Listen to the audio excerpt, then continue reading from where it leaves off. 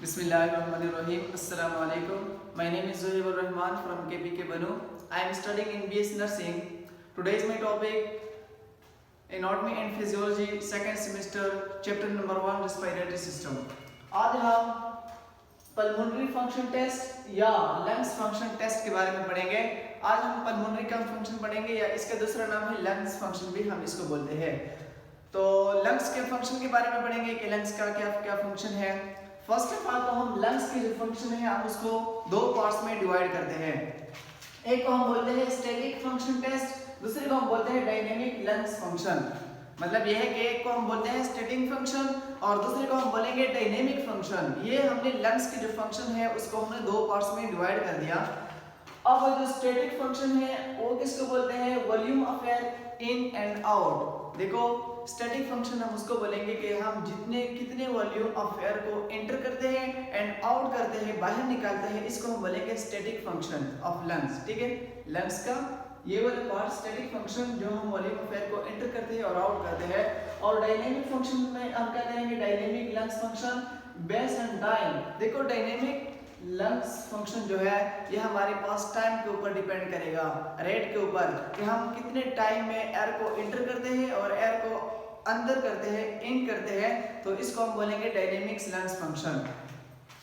अब देखिए हम जो स्टैटिक फंक्शन है इसको हम मजीद दो पार्ट्स में डिवाइड करते हैं। एक को हम बोलते हैं स्टैटिक लंग्स वॉल्यूम और दूसरे को बोलते हैं स्टैटिक लंग कैपेसिटी। पहले तो हमने लंग्स फंक्शन को दो पार्ट्स में डिवाइड किया, static lungs function, dynamic lungs function. अब हम स्टैटिक लंग्स फंक्शन को भी हम दो पार्ट्स में डिवाइड करेंगे। एक को हम बोलेंगे स्टैटिक लंग्स वॉल्यूम बोलेंगे और दूसरे को हम बोलेंगे स्टैटिक लंग कैपेसिटी। अब देखो स्टैटिक लंग वॉल्यूम जो है उसकी भी हमारे पास 4 पार्ट है और जो स्टैटिक लंग कैपेसिटी है उसकी भी हमारे पास 4 पार्ट है। अब देखो स्टैटिक लंग वॉल्यूम के अंदर हमारे पास टाइडल वॉल्यूम आता है, हमारे पास इंस्पायरेटरी रिजर्व वॉल्यूम आता है, इसके अंदर हमारे पास एक्सपायरेटरी रिजर्व वॉल्यूम आता है एंड उसके बाद रेजिडुअल वॉल्यूम आता है। हम इसको एक एक करके डिटेल से पढ़ेंगे कि टाइडल वॉल्यूम क्या होता है, इंस्पायरेटरी रिजर्व वॉल्यूम क्या होता है और ये बाकी दो क्या क्या होते हैं। उसके बाद जो हमारे पास स्टैटिक लंग्स कैपेसिटी है इसकी भी हमारे पास 4 टाइप्स है। इंस्पायरेटरी कैपेसिटी अपने साथ लगाना है। इंस्पायरेटरी कैपेसिटी, वाइटल कैपेसिटी को हम एक्सपायरेटरी कैपेसिटी भी बोलते हैं।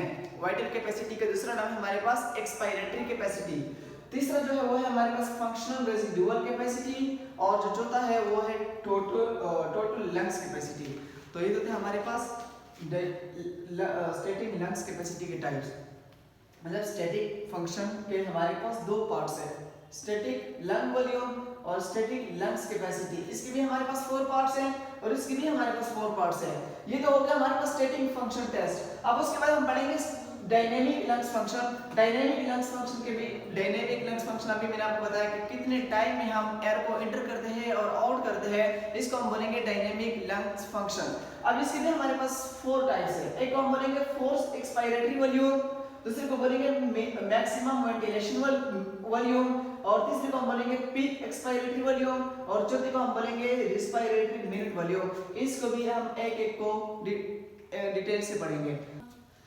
अब हमने स्टैटिक फंक्शन टेस्ट को हमने ये बोला कि उसके हमने दो पार्ट्स में डिवाइड किया था, स्टैटिक लंग्स फंक्शन और स्टैटिक लंग्स कैपेसिटी, और दूसरा जो था वो डायनेमिक लंग्स फंक्शन। अब हम पढ़ेंगे स्टैटिक फंक्शन को हम दो पार्ट्स में जो डिवाइड किया था, static lungs volume and static lungs capacity. Static lungs volume and static lungs capacity. अब स्टैटिक लंग्स वॉल्यूम के भी हमने 4 पार्ट्स पढ़े थे और स्टैटिक लंग्स कैपेसिटी के भी हमने 4 पार्ट्स पढ़े थे।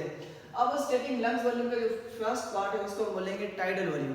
देखो टाइडल बोलते हैं नॉर्मल को, टाइडल वॉल्यूम उसको बोलेंगे कि हम नॉर्मल मिकदार में कितना अमाउंट ऑफ एयर को एंटर करते हैं और एयर को आउट निकालते हैं, इन करते हैं और आउट करते हैं, इसको हम बोलेंगे टाइडल वॉल्यूम। ठीक है, नॉर्मल अमाउंट में हम एयर को एंटर करते हैं और आउट करते हैं, इसको बोलेंगे टाइडल वॉल्यूम। और यह भी आप लोगों को याद होना चाहिए कि हमारे पास जो टाइडल वॉल्यूम है वो हमारे पास है 5000 ml, 5000 ml ये हमारे पास टाइडल वॉल्यूम है। दूसरा पार्ट हमारे पास आता है inspiratory reserve volume. Lungs volume जो है उसका हमारे पास दूसरा पार्ट है inspiratory reserve volume. Inspiratory reserve volume किसको बोलते हैं? इंस्पायरेटरी इंस्पायरेटरी मतलब इंस्पायर करना, एयर को एंटर करना।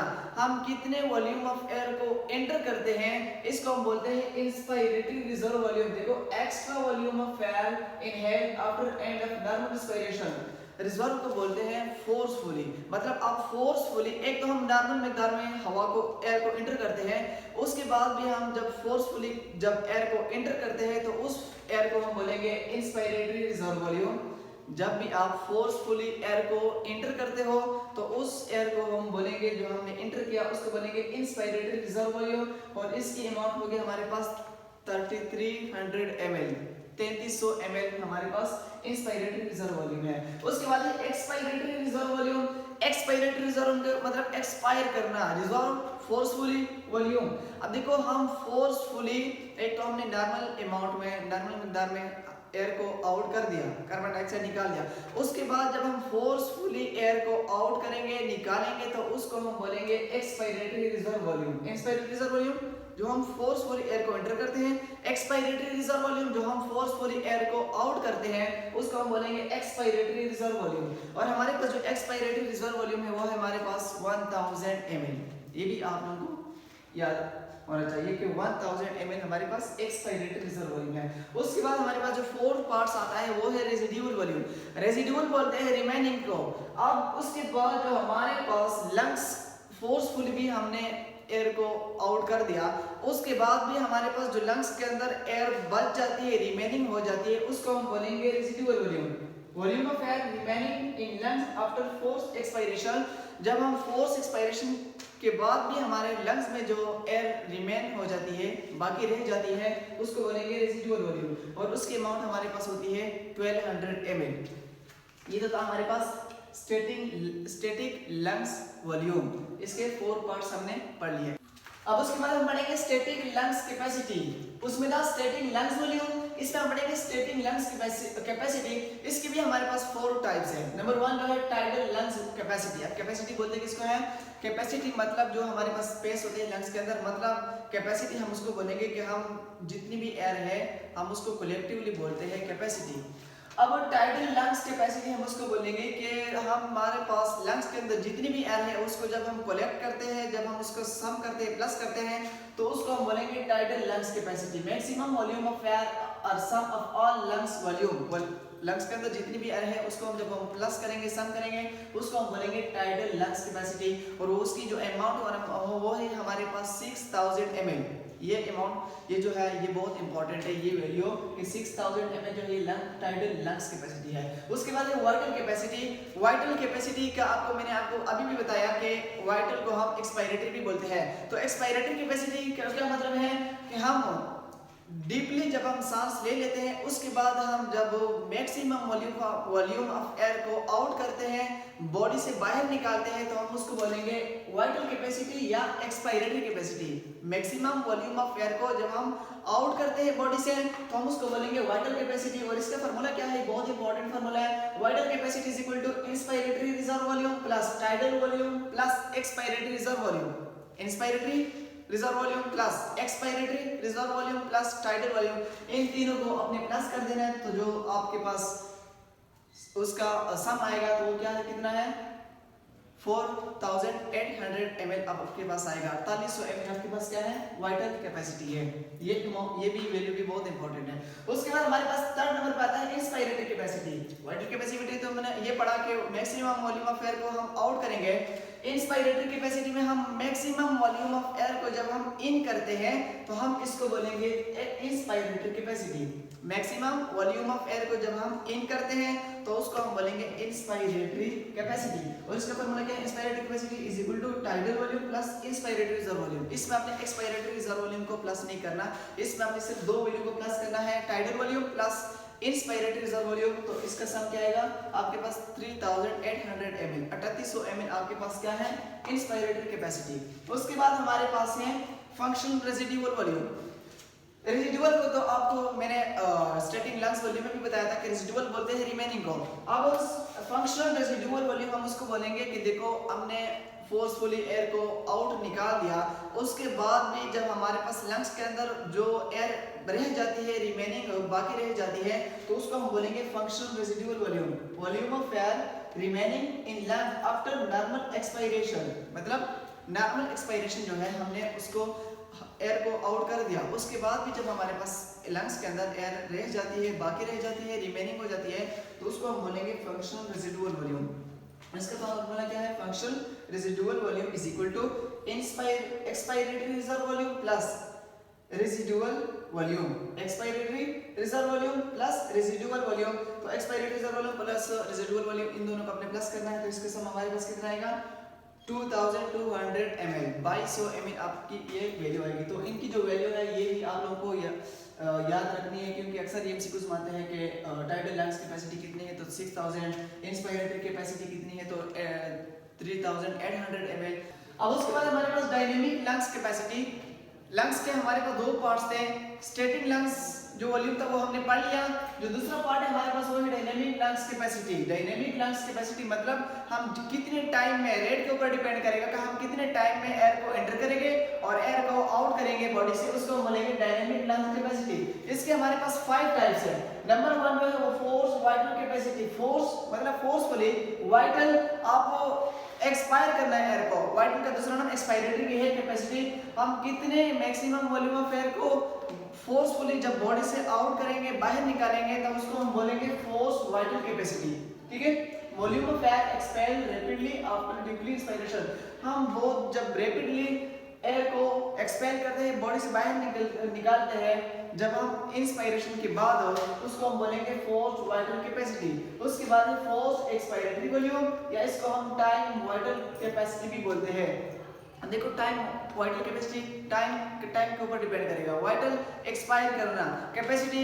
अब देखो हम जितने टाइम में एयर को आउट करेंगे बॉडी से, तो उसको हम बोलेंगे टाइम वाइटल कैपेसिटी। हम कितने टाइम में हम बॉडी से कार्बन डाइऑक्साइड को या जो भी गैसेस होते हैं, जो भी एयर है, जब हम उसको बॉडी से बाहर निकालेंगे, जितने टाइम उसमें लगेगा, तो उसको हम बोलेंगे टाइम वाइटल कैपेसिटी। ठीक है, volume of air can expired in given unit of time after deep inspiration. ठीक है, हम कितने टाइम में उसको एक्सपायर करेंगे। उसके बाद जो हमारे पास तीसरा पार्ट है वो है रिस्पायरेटरी मिनट वॉल्यूम। देखो रिस्पायरेटरी मिनट वॉल्यूम, रिस्पायरेटरी इसमें दोनों आएंगे, आउट एयर को आउट भी करेंगे, एयर को इन करेंगे। इंस्पायरेटरी मिनट वॉल्यूम हम कितने टाइम में, मतलब 1 मिनट, इंस्पायरेटरी मिनट वॉल्यूम तो 1 मिनट के अंदर हम कितनी अमाउंट ऑफ एयर को या कितनी वॉल्यूम ऑफ एयर को इन करते हैं और कितना वॉल्यूम ऑफ एयर को हम आउट करते हैं बॉडी से, तो इसको हम बोलेंगे रिस्पायरेटरी मिनट वॉल्यूम। 1 मिनट के अंदर हम एयर को एंटर करेंगे और आउट करेंगे, इसको बोलेंगे respiratory minute volume.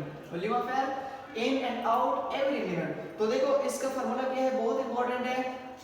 Respiratory minute volume is equal to tidal volume multiply by respiratory rate. आपका रिस्पायरेटरी रेट आपको पता है कि हमारे पास जो नॉर्मल रिस्पायरेटरी रेट है वो है 12, और जो टाइडल वॉल्यूम है वो हमारे पास कितना है 500। तो 500 को अपने 12 के साथ मल्टीप्लाई कर देना है, तो हमारे पास क्या होगा 6000 ml। ये क्या है रिस्पायरेटरी मिनट वॉल्यूम। ये वैल्यू बहुत इंपॉर्टेंट है, आप लोगों ने याद रखनी है। अब उसके बाद हमारे पास है मैक्सिमम ब्रीथिंग कैपेसिटी।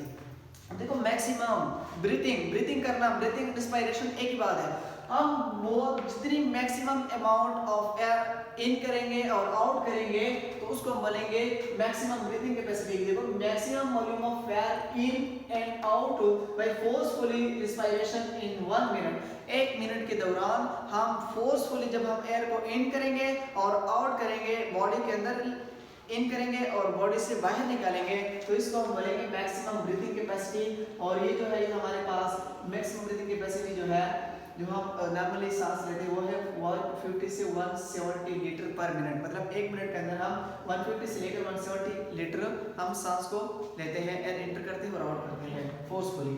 अब उसके बाद क्या है 5 नंबर पे हमारे पास आता है peak expiratory flow rate, maximum rate which air can expire after deep inspiration. देखो ये क्या होगा पीक, मतलब जो मैक्सिमम होगा पीक एक्सपायरेटरी फ्लो रेट, जो पीक जो बहुत ज्यादा मैक्सिमम अमाउंट में जब हम एयर को क्या करेंगे एक्सपायर करेंगे, बॉडी से बाहर निकालेंगे, तो उसको हम क्या बोलेंगे पीक एक्सपायरेटरी फ्लो रेट। तो ये हमारे पास कितना है पीक एक्सपायरेटरी फ्लो रेट भी इंपॉर्टेंट है बहुत ज्यादा, कि ये 1 मिनट के अंदर हमारे पास 4000 लीटर होता है। तो ये था हमारे पास लंग्स कैपेसिटी। इसके बाद इंशाल्लाह हम अगले वीडियो में मिलेंगे। Thank you so much.